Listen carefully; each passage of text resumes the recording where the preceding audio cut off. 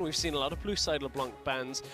Likely, well, in Game 1 we saw the Syndra ban come out here. Will it be Ivan banned away from Fnatic Academy right here? Yep, that makes sense. So Kha'Zix instantly shoots up in pick priority as the, at least this week's games, we've seen a lot of Graves, we've seen a bunch of Lee Sin and a lot of other junglers. So Kha'Zix you would expect to be first pick, and then Varus on this side would be a high priority by Fnatic Academy. Malzahar still available as well if anyone does want to go down that route. Lulu, however, the thing is, it's so easy to say, oh yeah, this person's available, but then all of their counters are still up. It's the balancing act that we have to play every time we get into picks and bans. And Fnatic are thinking about that balancing act and weighing up what options they want to go for. Yeah, it's either do you take the Varus here, do you take the Jhin, which do you prefer? And obviously a lot of respect being given over to Pinoy's Jhin. It had a good setup in the last game. They struggled to kill Pinoy. They actually, I don't believe they did kill Pinoy because it was a perfect game. That's kind of how that works. A lot of shields came through, and so Lee Sin Kha'Zix is a little bit of a skill matchup. If Kha'Zix checks into Lee Sin in a brush and just blindly goes in, Lee can fairly easily kill him. But generally, Kha'Zix has good clear, good ability to get around the jungle early on and has more of an impact later on. I'm a little bit shocked by this pick, in all honesty. The Caitlyn instead of the Varus, which is the, Jhin Varus are the main AD carriers we're seeing at the moment. Going for a little bit more range, Pinoy has always been comfortable on Caitlyn. So what I would say about this Caitlyn is if they know they're not going for Varus, but haven't picked their AD carry yet, then Fnatic are likely to just ban away 2 AD carry bans and leave it kind of with Caitlyn being the second one that you would normally anticipate banning away because Ashe has kind of fallen down. The Lulu ban is interesting as well from Millenium here because yes, okay, Lulu in days gone by has a lot of flex priority, but without the Malzahar being locked in already, all this is basically doing is taking Fnatic away from playing Malzahar and obviously providing shields. With Shen still available, I'm a little surprised that Millenium didn't put any priority on that, but it already would be playing into a rumble now. And Fnatic Academy haven't put the priority on that either. Ban comes out. I expect probably quite a lot of top bans coming in from Fnatic, and Millenium, where are they going to be looking? Because there is support and mid, really, that you want to try and isolate. Yeah, and at this point, as you're saying, it's support and mid because the Rumble's not flexing because Lee Sin's already locked in. So with Syndra's still available, Ryze still available, Corki still available to take away from Niski. But that's not where they're going. They're actually going away from the mid lane. They're going for bot lane. Of course, obviously, Caitlyn is a little susceptible to champions like Thresh because less innate escape, but a lot of AD carries suffer for that as well. Yeah, Jhin being a prime example of it. In all honesty, can get caught pretty easily. But the Thresh is the ban. Cly, of course, a very good Thresh player, known for it for quite a while. So it's a respect ban in some regards, but also they wanted to narrow a pool down somewhere, and support is where they can do that. Yeah, this is just a really weird draft considering the current meta. Like, so many meta picks have not been targeted out. We've had, you know, some getting let through, the priority on Jhin instead of Varus, and with a ban pick in the first timing out now as well. Maokai's available for Millenium if they wanted. Of course, we know the lane matchup itself isn't great, but outside of it, the team fight is fine for Maokai. I think Maokai probably is the pick for Mimic, in all honesty. You need that front lane tank. You've got the Lulu to facilitate him as well. You know, you go in, wild growth. You've got so much CC coming out from that.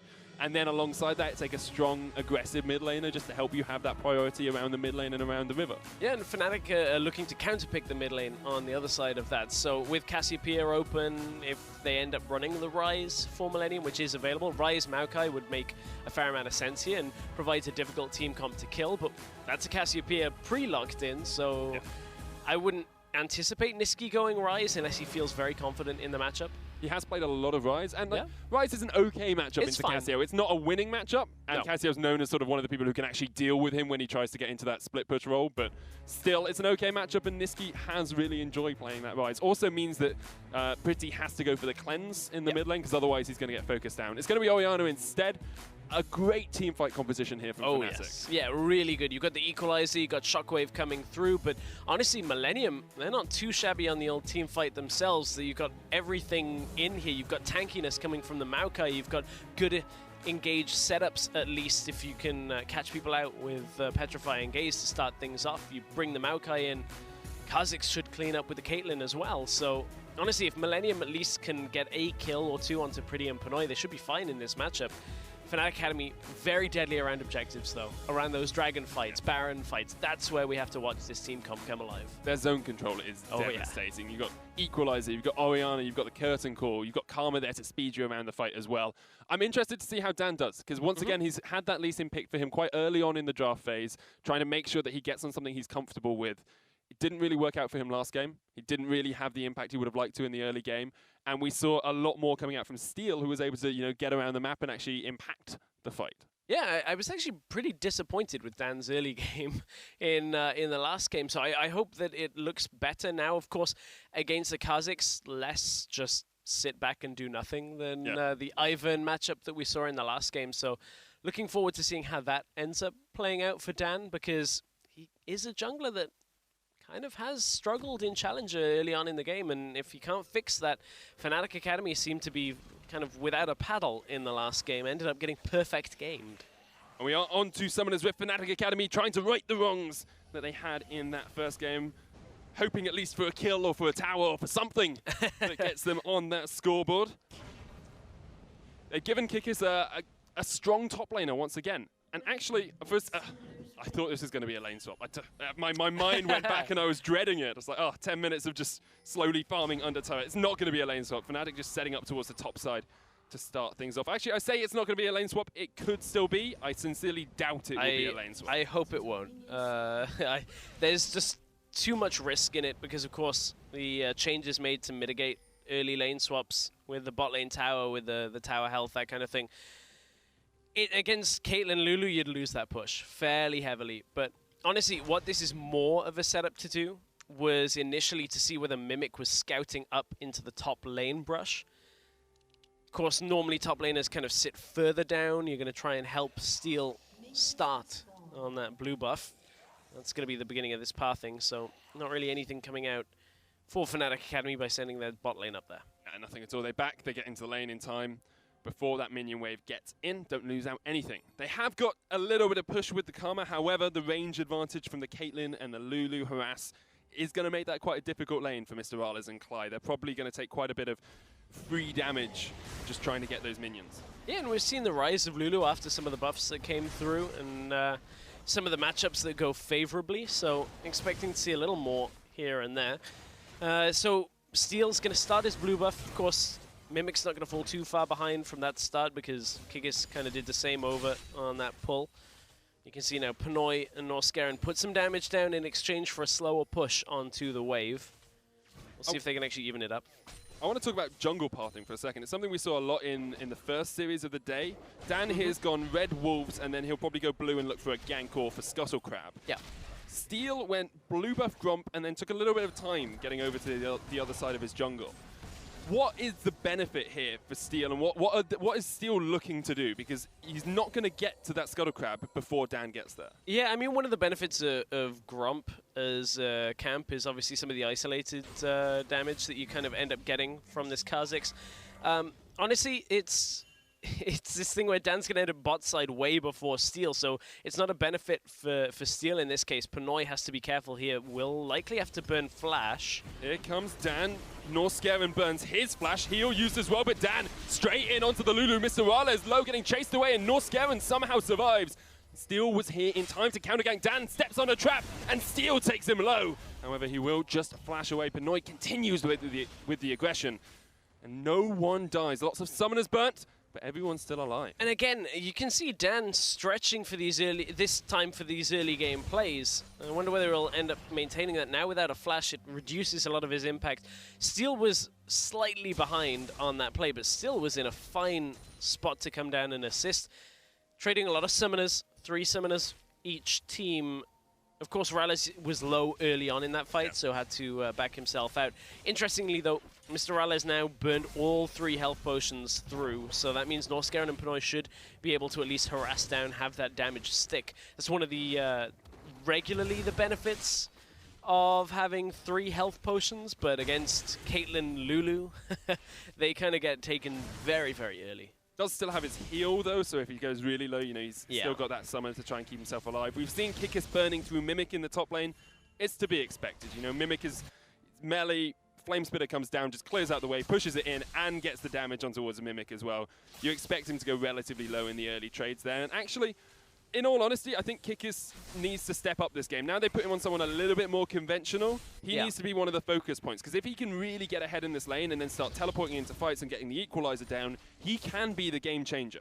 Oh, of course, and he can end up snowballing the team fairly heavily from that as well. We know that Rumble has that good laning phase up against the Maokai, not really threatened by anything Maokai can offer, so it's not uncommon to see Kikis, or what would be Kikis, coming out, you know, 30 CS up would be kind of an acceptable spot for Mimic, where he's like, oh, I can still have impact in this game.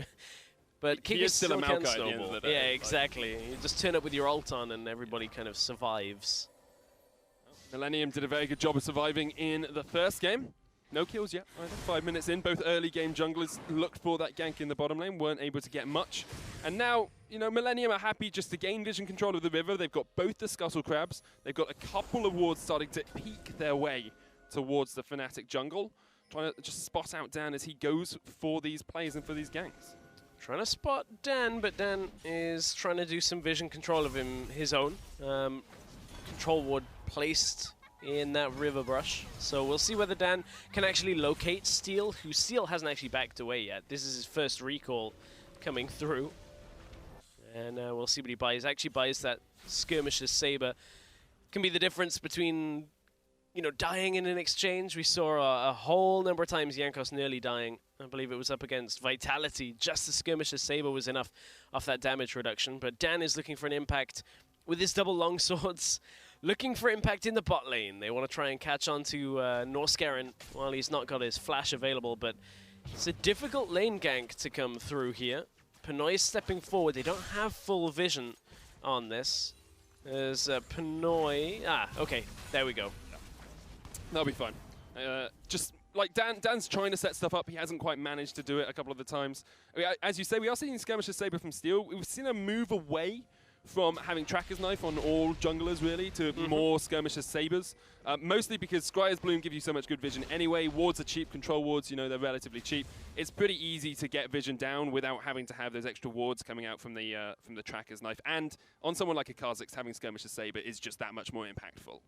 Millenium looked like they were setting up for a dive, but of course against the Orianna, Dan dodges the petrifying guess. It's pretty easy when you see them in the bush. Yep, they had the ward there. Millenium He's standing on the ward. This time, well, that's like the third time that attempted play hasn't worked out so well for Millenium. But they keep doing it. If you're someone watching this, you have to say, look, Millenium, keep trying to set up these bushes. Just ward all your bushes and don't face check, and you'll be fine in the early game. If at first you don't succeed, try and try again. Maybe you'll end up with a perfect game. That's what happened for Millenium last time. It's kind of funny, they're just standing around in bushes waiting for Fnatic to come around.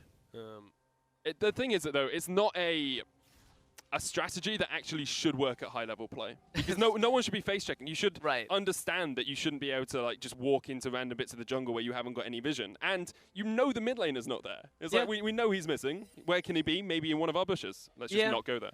And that's the thing with the blue buff coming up as well. You have to anticipate that Millenium being off the map would be looking for some sense of vision control around that minor objective. Because he's still looking for the top side perhaps, but Dan's has a ward, or at least, you know, Fnatic Academy, whether that was Kikis or not. Kikis, yeah, just went down there to get that one in. So, understanding, you know, timers, knows that the Kha'Zix will probably be around that blue buff, donating it across the Pretty. Gains vision on him, he's low. If Dan was in a good position, perhaps he'd be able to come in here and snipe away Steel, but he's doing his own jungle rotation at the moment, making sure that he gives the blue across. And actually, Steel takes the equalizer to the face, almost goes down. I didn't see if Kikis stole the Gromp with that.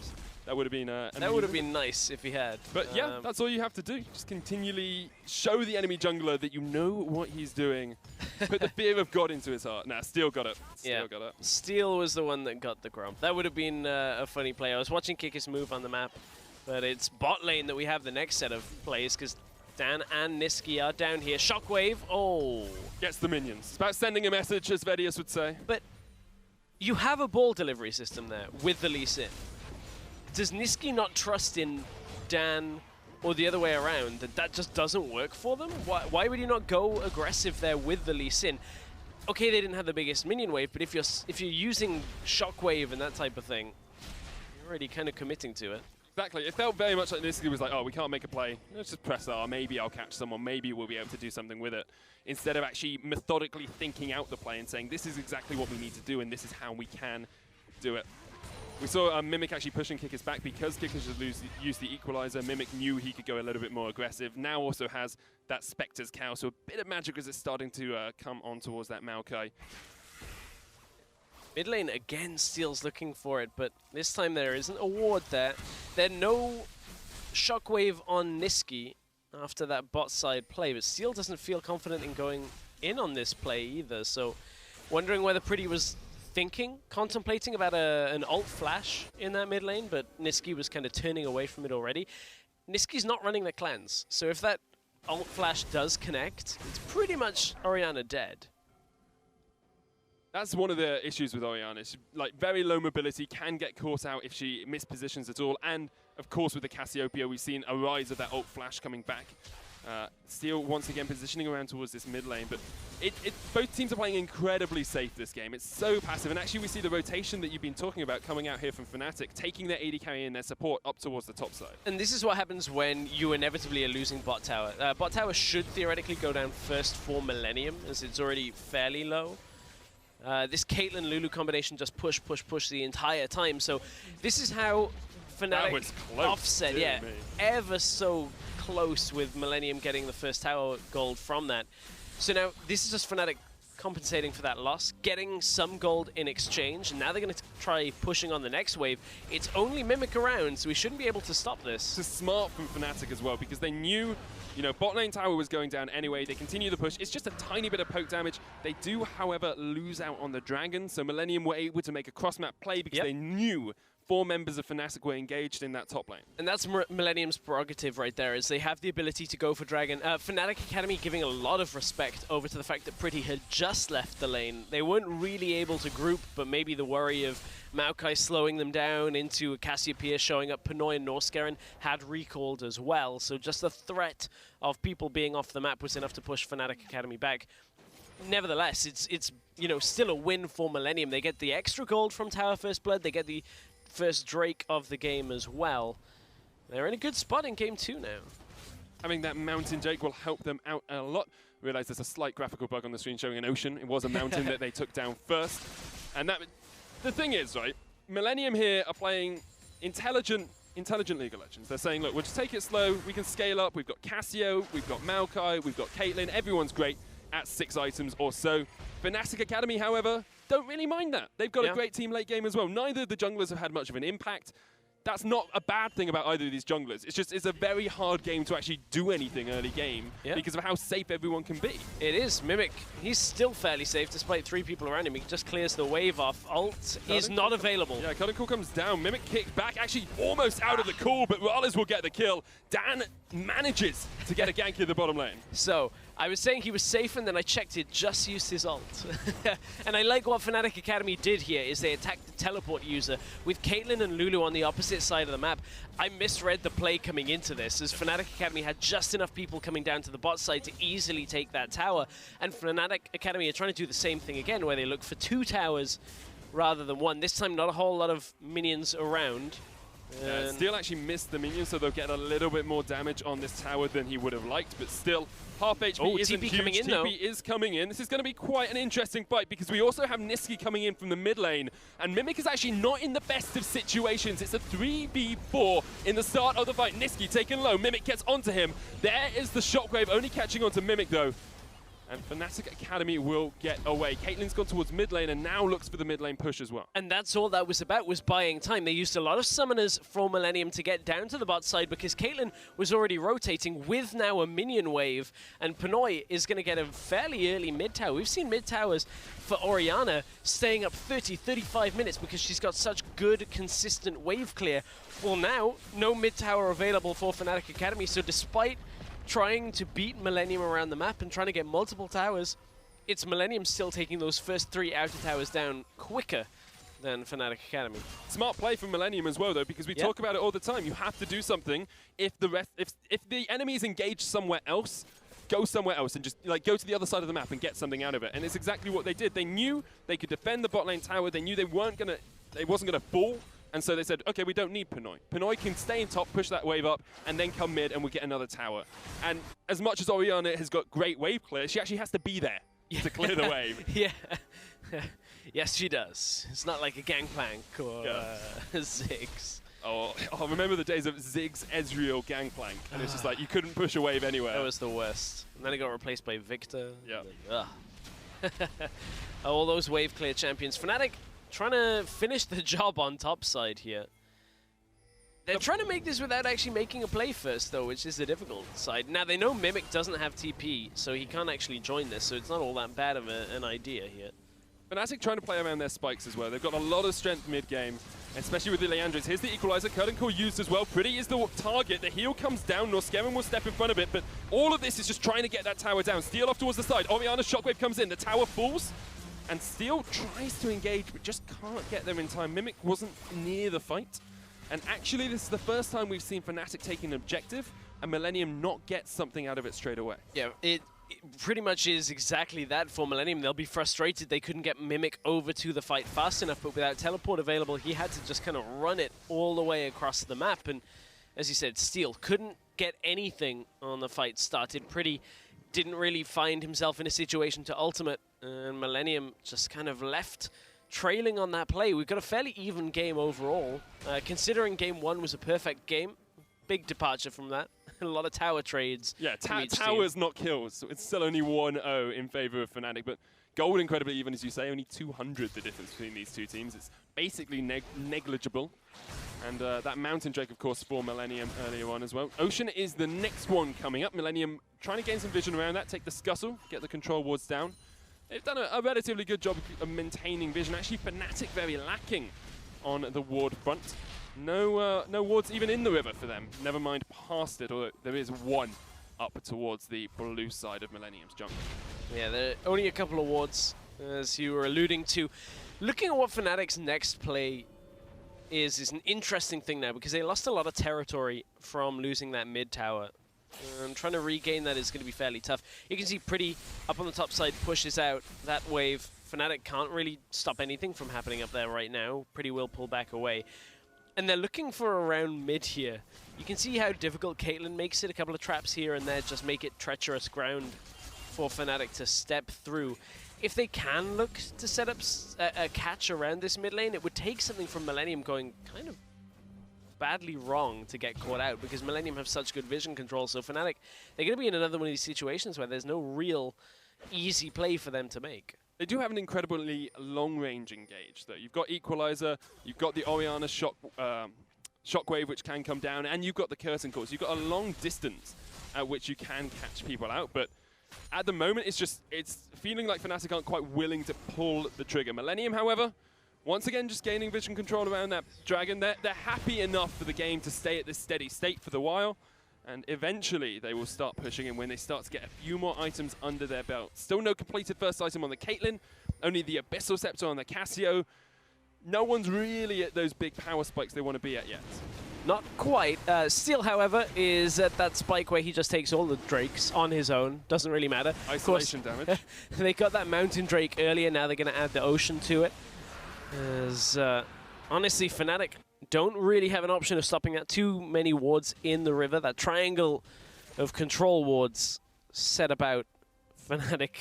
They're not really able to go anywhere on this map, unfortunately. You're talking about the long-range engage from Fnatic. It is so difficult to get it to work right now. You've got a Maokai that's fairly tanky on the opposite side, who's gone Swiftness boots to just make sure he can cut right through the fight, catch up, catch out whoever he wants.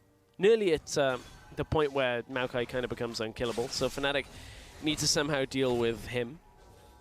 How do you deal with him, though? Because you can try and burn him down. You've got Leandris, you've got an Orianna who does quite a bit of damage as well, and the Jhin, but there's no, like, the DPS, that like the long damage in a fight really isn't there for Fnatic. Yeah, a lot of it is like one-shot damage, right? Where you're looking for the targets. So here comes the long-range combo, but Pinoy with the heal will keep himself alive. But there goes the wave clear, because Cassiopeia is on the bottom side. So this is actually a pretty good play out from Fnatic. There is a counterplay coming, though, because Maokai and Kha'Zix are coming around the side. They stop the mid lane tower going down. So once again, Millenium able to defend. That mid lane tower is a thorn in the side of Fnatic Academy. They just can't quite work out a way to break it. Well, it's so difficult up against this Caitlyn, has the Hurricane, the traps are set in the mid lane as well.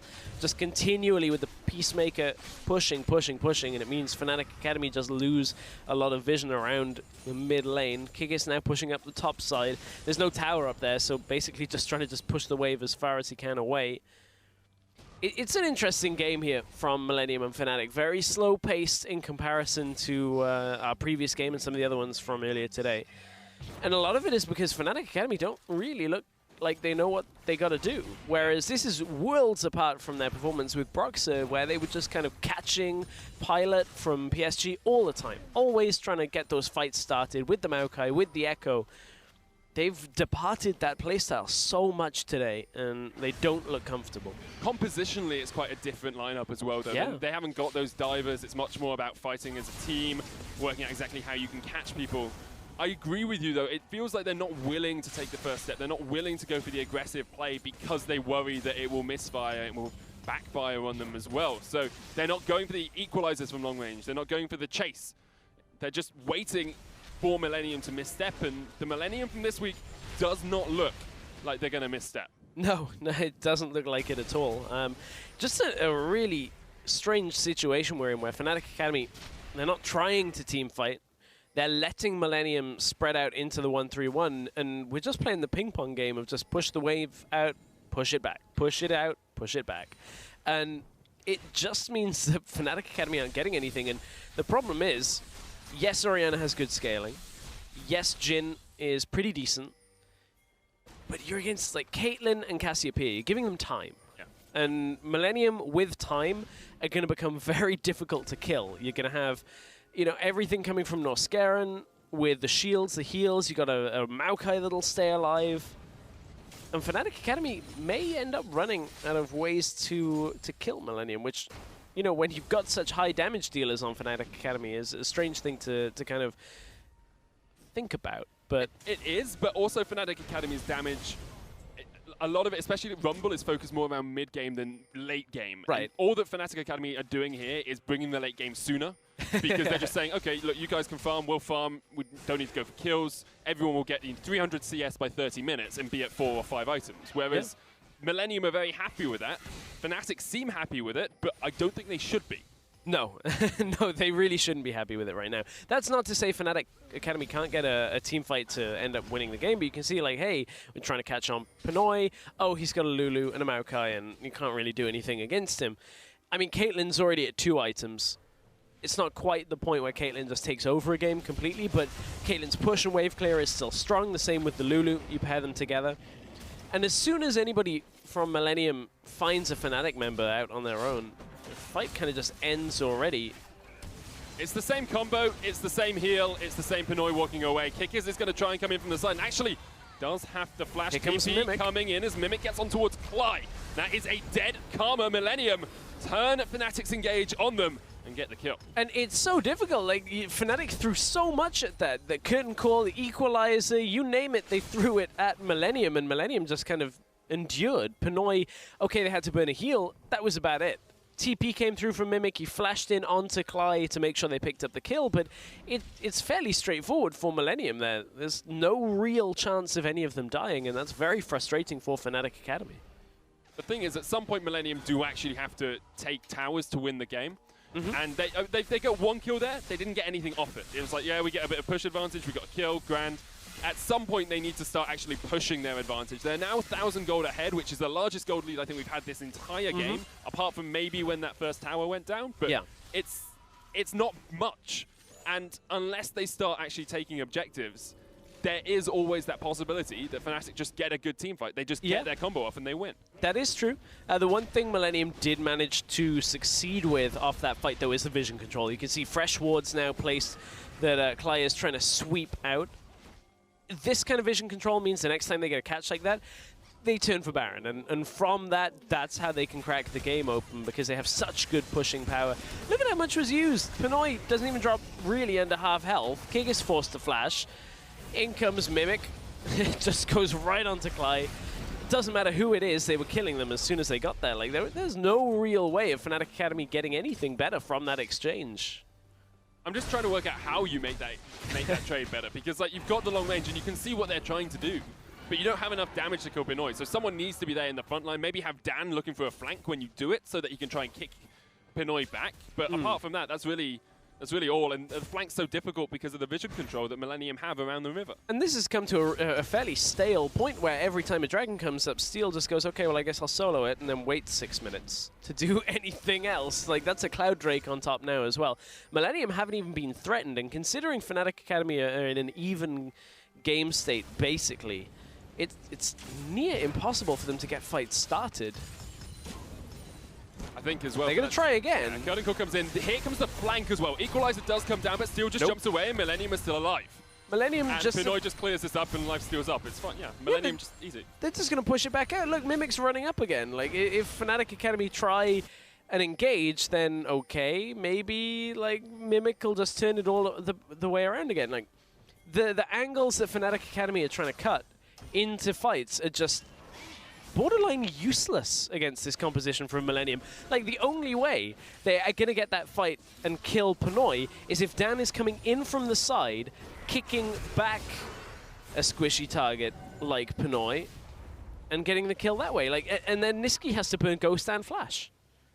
And that was just Mimic running towards him. It wasn't anything else. And vision control is what makes that. Mimic was able to get into that bush, no vision from Fnatic Academy, perhaps a little bit of aggressive pathing as well from Nisqy, because he knew Millenium were around that river. Probably should have gone a little bit further up behind that wall, and now Millenium can start up the Baron. They'll do this incredibly quickly. Yeah, well, Kikis doesn't have Equalizer. Mr. Rales doesn't have Curtain Call either, so some of these big team fighting tools, Dan, can he go in there? Dan tries to steal it away, doesn't get it. Shockwave on Steel, he manages to survive. Norscaren's still alive as well. Dan gets the kill. Now here comes Kickers and the rest of Fnatic Academy. Pretty with a good petrifying gaze, but he needs to escape. Pinoy is locked in the pit, but Fnatic just runs straight past him, trying to get onto Pretty. Pinoy will take down one, flashes over the wall, and this is the Millenium show. This is the Pinoy show. It's a triple for him. Clyde, the next target. Can he get it? Headshot. Gets the quadra. He's going for the penta. Mr. Rales gets taken out, and Pinoy gets the penta. Pentakill for Pinoy, and Millenium have taken over the entire game again. Millenium off the Baron play. Fnatic tried to come in. They didn't have their team fighting tools properly available to them. And honestly, Fnatic Academy almost ignored Pinoy. Yeah, while he was in the pit. Like 0 health. They were trying to chase down the Cassiopeia, completely disrespect the Caitlyn, and Pinoy gets all the time in the world to finish that pentakill. And they're going to crack the first inhibitor tower. And that is the beginning of the end for Fnatic Academy. Now the inhibitor towers are going down. They missed out on some of their big damage spikes. They can't siege properly into a Caitlyn who's 6-0. Let's have another look at this Baron for Millenium. And Millenium, so they turn on this because they have the vision control. They know that this is kind of their ability to do the Baron at this point. Fnatic tried to go in. Dan doesn't quite land the steal just because Steel has that better timing. Dan ends up dying, and it's at this moment here. Fnatic have 4 people basically versus 2 or 3 here. Steel solo, he's never coming in. And they all kite up. Instead of turning on Pinoy, who they did have vision of at one point, they just try and chase Pretty. And Pinoy just cleans them all up.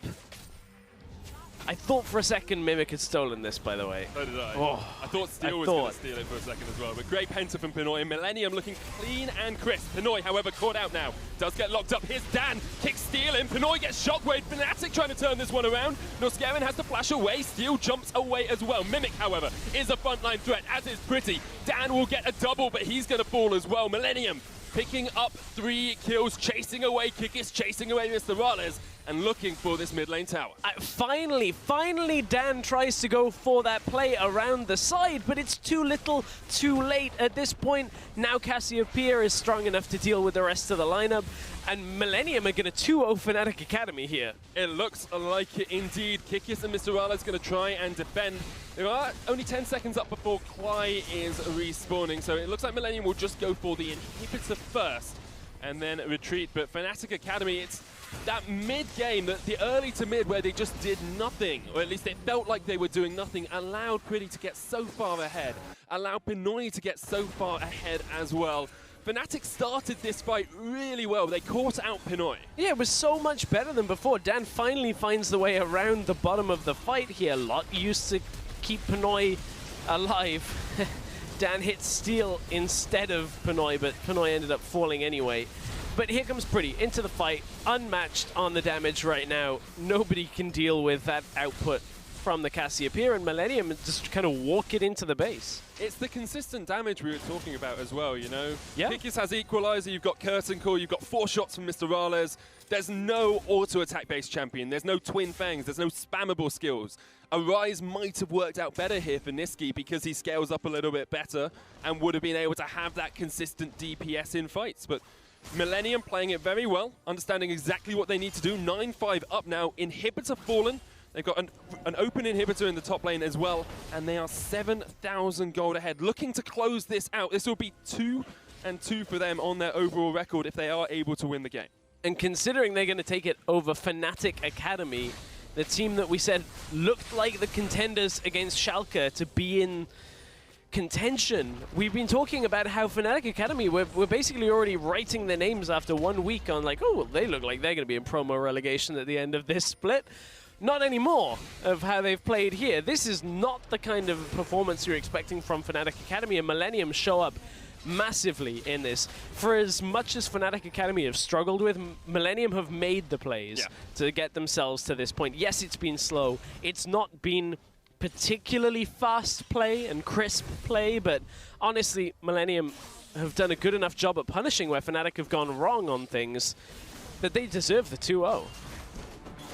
Well, the curtain call comes down. Fnatic trying to stop this 2-0 from happening, but just harass onto Pinoy. He is down to, you know, minimal HP. Oh wait, there's a redemption. He's back up above half and can just continue to push up the wave. He's setting up a triangle of cupcakes. Just in case Ivan, you know, Ivan's not in this game. We still got cupcakes for you. A lot smaller. We'll see if they're as deadly. Well, if you get caught out with them, that headshot is gonna hurt a lot. This is the final inhibitor tower, and Millenium just slowly chipping away at it. They don't even need to step forward, just wait. They can get it eventually. One more wave will be enough. Mimic still in the top lane, taking down the inhibitor slowly, and tower falls, and now Millenium step an ever so slight bit closer towards that nexus. Oh, it's the inhibitor in front of them is going down slowly. Third inhibitor of the game. Pretty steps forward, dodges out though. Fnatic Academy, there's no way for them to stop this happening. It's the slow demise of the game for them, and Millenium just patient in this game, understanding exactly what they needed to do. Pinoy caught out, the equalizer comes down, but it's not quite in the right position. Last inhibitor falls, Millenium looking for the final push, they're looking for the jugular, and they're looking for the Nexus turrets. The first will fall to Steel. The second Mimic steps forward, he's going to take that one down as well. Now it's the Nexus, and Fnatic just cannot answer the push of Millenium. The Nexus goes down, and Millenium 2-0, Fnatic Academy. That was not what people were anticipating coming into the day, but Millenium looking great in that series. Like, actually, the playmaking ability of Millenium, in my opinion, has gone up over the last week, and the playmaking ability of Fnatic has gone through the floor over the last week, and that's worrying. Worrying for Fnatic, good for Millenium. Would you say it's a trend that you're worried about? It is. It's good to know. Yeah. I think the thing with Fnatic is, though, you have to remember, Broxer steps up to LCS. I know their teams scrim against each other. He's still going to have an influence on this Fnatic Academy team. And if they can get down to a level where he understands how he wants to play, how the team wants to play around him, they can still be amazing. They won 2-0 last week, so they're not in like near the bottom of the table. They're in a good position, and perhaps with a little bit of coaching, with a little bit of help from their friends in Broxer and Amazing, they can get down to the level he needs to be for this team. That's what I was going to make a joke about that. You can say they can still be amazing. I was like, they could put him in. It wasn't just Dan as an individual. Oh, definitely. That has kind of caused us to have second thoughts about Fnatic Academy. It's the entire, like, the draft, the strategy, the playmaking attempt. Like, it's clear from seeing how well Broxer did in the LCS that actually he was fairly instrumental in Fnatic Academy up until the point where he left. So now they seem to be desperately without a leader. And considering you got Rallis and Kikis in there, like one of those guys has to take the helm and actually kind of lead the way. It's difficult to do, though, because you are focusing on yourself. You're focusing on making sure you win your matchup. You need someone who's a dedicated shot caller. I know Boxer was talking about how Clyde takes a lot of the shot calling prowess in the middle of the game. Maybe there was just a little bit of a lack there, a lack of the understanding between the players. But all credit to Millenium. That was strong performances by them. I don't think anyone would have expected that. I just want to say, last week, I did say that Millenium were my dark horse. You did. You did, actually. I thought they were really good. Thank you. Thank you, guys. Well, did you say it on broadcast? I believe I did. Okay. If not, I have the notes somewhere. We'll find it somewhere. But yeah, I think it's a great performance by Millenium. They did great. And everyone is now 2-2. You just have to see if PSG beat Schalke, everyone in Challenger Series will be 2-2. Well, the kickoff of the first ever clash between Paris Saint-Germain and Schalke 04 is just around the corner. Until then, we're going to take a short break while the players do their final stretches. It's the same combo, it's the same heal, it's the same Pinoy walking away. Kikis is going to try and come in from the side, and actually does have the flash. Here comes Mimic coming in as Mimic gets on towards Clyde. That is a dead Karma. Millenium turn Fnatic's engage on them. Can he get it? Headshot, gets the Quadra, he's going for the Penta. Mr. Rales gets taken.